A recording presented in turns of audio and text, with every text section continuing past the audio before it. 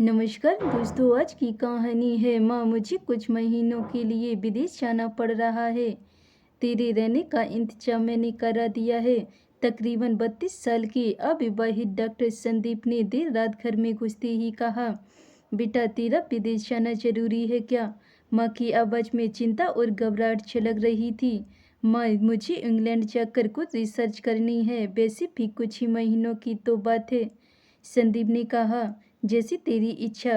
मरी से आवाज में माँ बोली और छुड़ाया संदीप अपनी माँ रमा देवी को पड़ोस वाले शहर में स्थित एक वृद्धा आश्रम में। वृद्धा आश्रम में आने पर शुरू में हर बुजुर्ग के चेहरे पर जिंदगी के प्रति हताशा और निराशा सब झलकती थी, पर रमा देवी के चेहरे पर वृद्धा आश्रम में आने के बावजूद कोई सिकन तक न थी।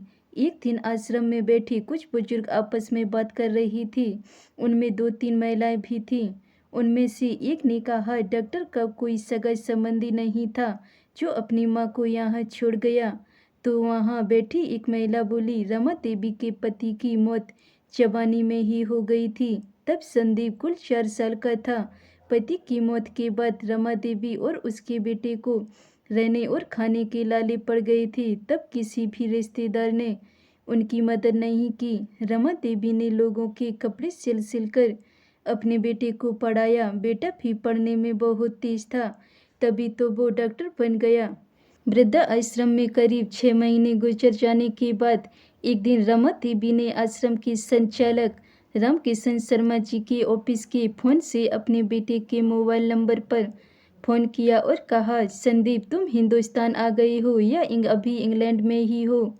माँ, अभी तो मैं इंग्लैंड में ही हूँ, संदीप का जवाब था। 3-3, 4-4 महीने के अंतराल पर रमा देवी संदीप को फ़ोन करती।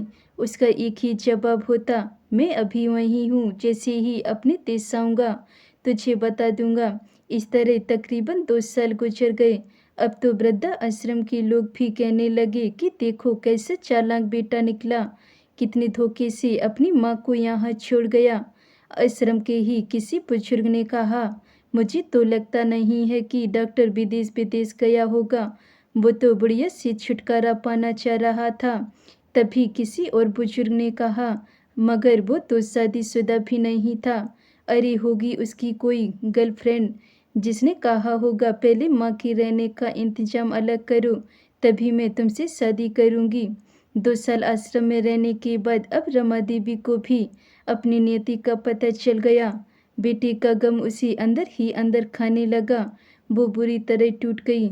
2 साल आश्रम में और रहने के बाद एक दिन रमा देवी की मौत हो गई। उसकी मौत पर आश्रम के लोगों ने आश्रम के संचालक शर्मा जी से कहा, इसकी मौत की खबर इसके बेटे को तो दे दो। हमें तो लगता नहीं कि वो विदेश में होगा, वो होगा यहीं कहीं अपने देश में। इसके बेटे को मैं कैसी खबर करूं? उसे मरे तो 3 साल हो गए। शर्मा जी की यह बात सुन वहां पर उपस्थित लोग सनाका खा गए। उनमें से एक बोला, अगर उसे मरे 3 साल हो गए तो रमा देवी से मोबाइल पर कौन बात करता था? वो मोबाइल तो मेरे पास है, जिसमें उसके बेटे की रिकॉर्ड आवाज़ है। शर्मा जी बोले, पर ऐसा क्यों? किसी ने पूछा। तब शर्मा जी बोले कि करीब 4 साल पहले जब संदीप अपनी माँ को यहाँ छोड़ने आया तो उसने मुझसे कहा, शर्मा जी मुझे ब्लड कैंसर हो गया है और डॉक्टर होने के नाते मैं यह अच्छी तरह जानता हूँ कि इसकी आखिरी स्टेज में मुझे बहुत तकलीफ होगी। मेरे मुंह से और मसूड़ों आदि से खून भी आएगा। मेरी यह तकलीफ माँ से देखी न जा सकेगी, वो तो जीते ही मर जाएगी। मुझे तो मरना ही है, पर मैं नहीं चाहता कि मेरे कारण मेरे से पहले मेरी माँ मरे। मेरे मरने के बाद 2 कमरे का हमारा छोटा सा फ्लैट और जो भी घर का सामान आदि है वो मैं आश्रम को दान कर दूंगा। यह दास्तां सुन वहाँ पर उपस्थित लोगों की आंखें छलछला गईं। रमा देवी का अंतिम संस्कार आश्रम के ही एक हिस्से में कर दिया गया। उनके अंतिम संस्कार में शर्मा जी ने आश्रम में रहने वाले बुजुर्गों के परिवार वालों को भी बुलाया। धन्यवाद दोस्तों। अगर ये मेरी कहानी आपको पसंद आई हो तो वीडियो को लाइक, कमेंट, शेयर जरूर करें। अगर चैनल पे नए हैं तो चैनल को सब्सक्राइब कर लें। मिलते हैं ऐसी और नई कहानियों के साथ, तब तक के लिए बाय बाय।